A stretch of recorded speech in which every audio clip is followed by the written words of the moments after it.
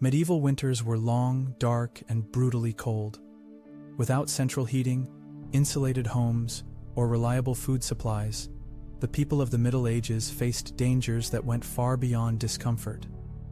How could ordinary villagers avoid freezing when temperatures dropped below freezing for weeks on end? Did entire communities risk starvation, or were there traditions of survival that have since been forgotten? Some argue they relied on sheer endurance, while others suggest sophisticated techniques were used to outwit nature's harshest season. The real story of how medieval people endured the cold may surprise you. To understand the deadly winters of the medieval period, we need to step back into Europe between the 5th and 15th centuries AD. This was an era without modern conveniences, when survival often depended on preparation months in advance. Harsh climate shifts, such as what historians now refer to as the Little Ice Age, beginning in the late Middle Ages, made winters even more punishing. Temperatures were not uniformly catastrophic every year, but prolonged freezes, crop failures, and snow-blocked trade routes changed the rhythm of life. Evidence from chronicles, tax records, and even skeletal remains tells us that entire communities had to adjust every aspect of daily life just to endure the season. One of the most critical defenses against the winter was housing, and medieval architecture was designed to keep out the cold with the limited materials at hand. Most peasants lived in simple timber-framed homes, daubed with clay or wattle, where the greatest source of heat came from a central hearth. Heat retention was poor, so families often huddled together in a single room, sometimes sharing space with livestock, whose body warmth could make a difference on the coldest nights. Wealthier households lived in stone manors or castles, but even these draft-filled buildings required heavy tapestries hung on walls, rushes spread on floors, and fires burning continuously to make rooms livable. Heating fuel was a constant concern in winter, and gathering firewood was an all-year task. Wood was the primary heating source for most households, though scarcity around towns and cities was a recurring problem. Families often used peat, dried turf, or even animal dung as substitutes when wood was unavailable. Fireplaces in wealthier homes included chimneys that improved ventilation, whereas peasants used open hearths with smoke escaping through the roof or small vents. Archaeologists have found that soot deposits in rafters of medieval homes testify to how smoky and uncomfortable these dwellings often were. The ability to maintain a steady source of fuel could literally mean the difference between life and death in the coldest months. Food supply was another key to survival, and medieval people had to think far ahead before winter arrived. The agricultural cycle meant that food had to be preserved through drying, salting, smoking, or pickling. Root vegetables like turnips and parsnips, as well as hardy grains like rye and barley, stored well during the season. Salted fish, smoked meats, and aged cheeses provided essential protein, while ale and beer, brewed in autumn, were safer to drink than water in winter. Historians believe that shortages were not uncommon, particularly in years of poor harvest, and that communities often relied on shared granaries or charity from monasteries to get through the hungry months at the end of winter.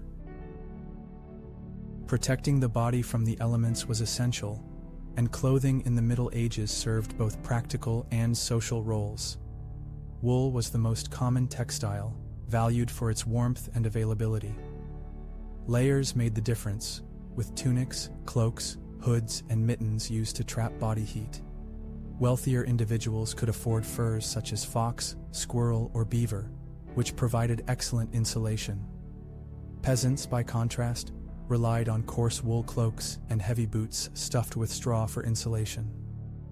Archaeological finds of preserved textiles confirm the importance of layered wool garments, which often lasted for years through repair and reuse. Survival was rarely an individual effort, and medieval winters emphasized the importance of community. Villages often shared resources such as mills, ovens, or pastures, while families exchanged food, firewood, or labor. In some regions, collective feasting traditions in the darkest months helped sustain morale and social cohesion. Monasteries played a crucial role as well, offering charity to the poor through alms, food, and shelter. Evidence from manorial records shows that communal responsibility for winter survival was expected, with lords distributing resources to peasants in return for loyalty and labor when hardships struck. Even when the land was frozen, life for medieval people did not stop entirely. Farmers repaired tools, wove baskets, and prepared for spring planting. Craftsmen such as blacksmiths, carpenters, and weavers remained active through cold months when agricultural work was impossible.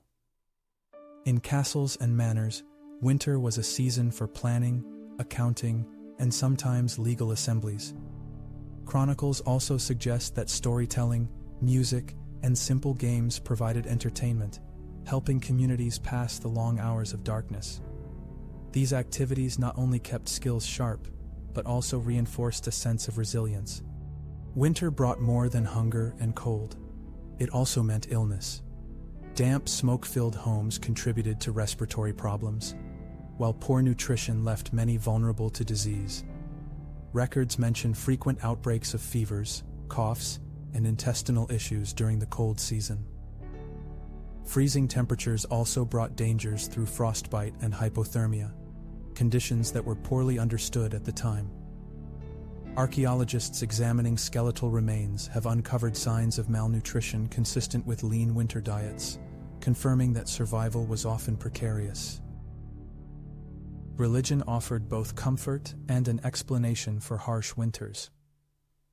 The medieval calendar was filled with religious festivals that brought moments of celebration even in the dark months. Christmas, Epiphany, and Candlemas provided structure and ritual as well as opportunities for feasting. Prayers, processions, and blessings of food and fire were ways communities sought divine protection. Historians believe that these religious rhythms not only served spiritual purposes, but also helped people endure the long, difficult stretch until spring returned. Archaeological discoveries and written records together offer a clearer understanding of how medieval people endured winters. Excavated storage pits, charred hearths, preserved clothing, and the very layout of villages reveal strategies for minimizing exposure to the cold and maximizing shared resources. Written chronicles often emphasized hardship, but physical evidence shows resilience and adaptation.